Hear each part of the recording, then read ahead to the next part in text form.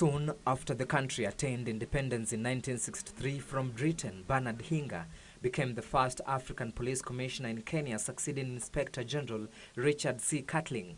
Hinga was born on 1st of April 1931 at Rudhimiti in Dagoretti, Nairobi. Hinga served throughout President Kenyatta's 15-year term from 1964 to 1978. He died in 2011 at the age of 75.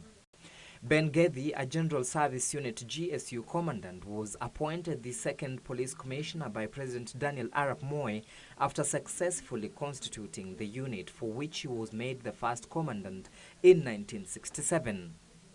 Born in Gobi, Laikipia district in December 31st of 1932, he attended Kagumo Government School, Gaith. Later, he enlisted at Kiganjo Police College in 1956 as a cadet following the Africanization of the police force at the time.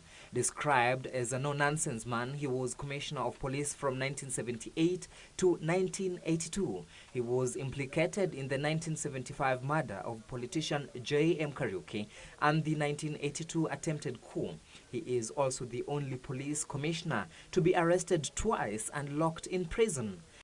The third commissioner of police in post-independent Kenya was Bernard Njino, who served between 1982 to 1988. Njino, who hailed from Gitwe village in Gatundu, had previously served as commander of presidential escort in the Kenyatta government. He is remembered for his role in quelling tensions and safeguarding the lives of dignitaries after chaos erupted in Kisumu on 25th of October 1969 during a presidential function.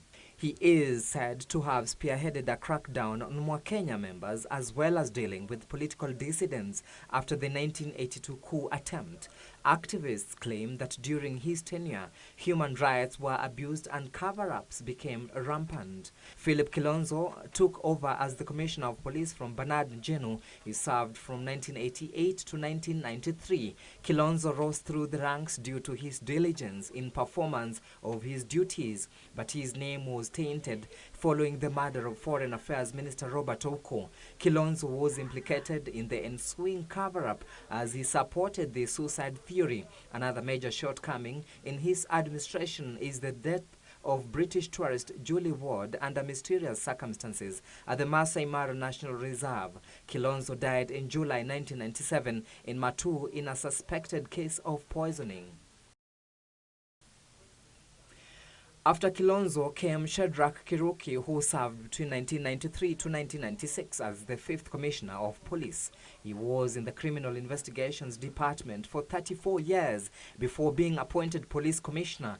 As staunch Christian, Kiruki tried to instill Christian values in the force in a bid to curb corruption. Kiruki was, however, dismissed in November 1996 after the shooting of 3 university students, 1 from Egerton University and 2 from Kenyatta University by police.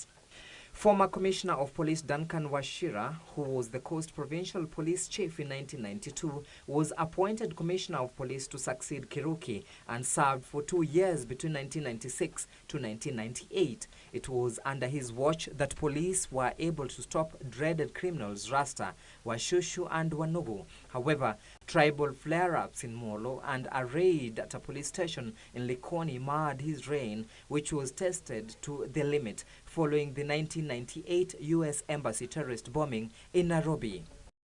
Philemon Obama took the reins of police commissioner between 1998 to 2002, when the outlawed Mungiki sect reigned supreme. His term was characterized by mysterious murders, bloody carjackings, and frequent bank heists and raids. He was the first high-ranking police officer to be relieved of his duties by the newly elected President Mwai Kibaki.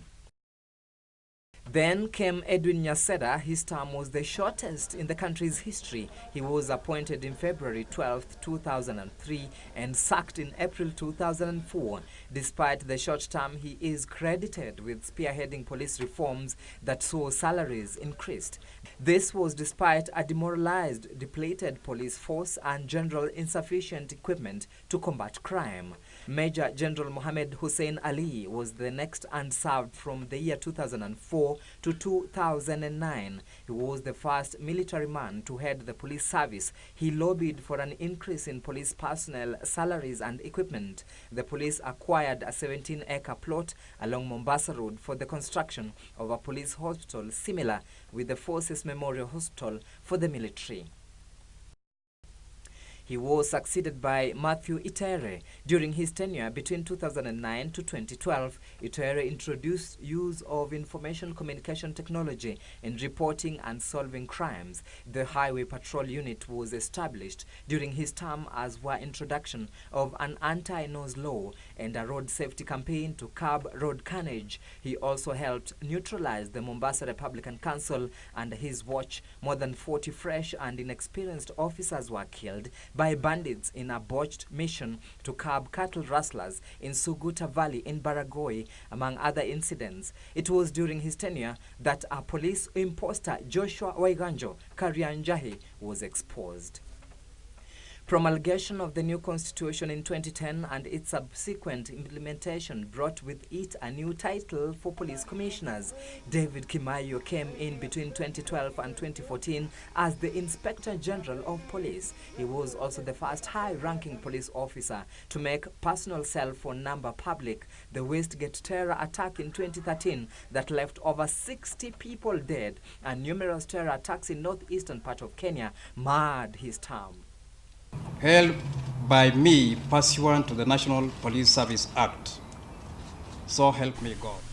Joseph Boinett came into office when terrorism was a constant security threat. Born 52 years ago in Keyo district in Elgeyo Marakwet County in Rift Valley, Boinett served as the second Inspector General of Police under the new constitution. He served his full 4-year term and will be remembered for making radical changes in the police service, resulting in a significant reduction of terror activities on Kenyan soils. One of the most notable changes is the structure of operations. The administration police that used to work as an independent unit with its own commandant was incorporated into the Kenya Police Service.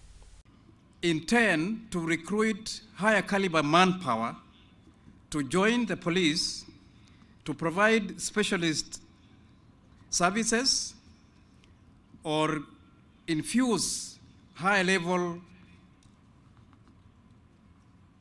technical capabilities. Unlike the Westgate Mall terror attack, the police level of preparedness was in full display in the terrorist attack at Dusit D2 Hotel along Nairobi's Riverside Drive on the 15th of January 2019. Boinett retired on Monday 11th March, and less than 2 days later he was appointed Wildlife and Tourism Chief Administration Secretary by President Uhuru Kenyatta. His successor could be Hillary Mutyambai, who was nominated for the post and is awaiting Parliament's approval.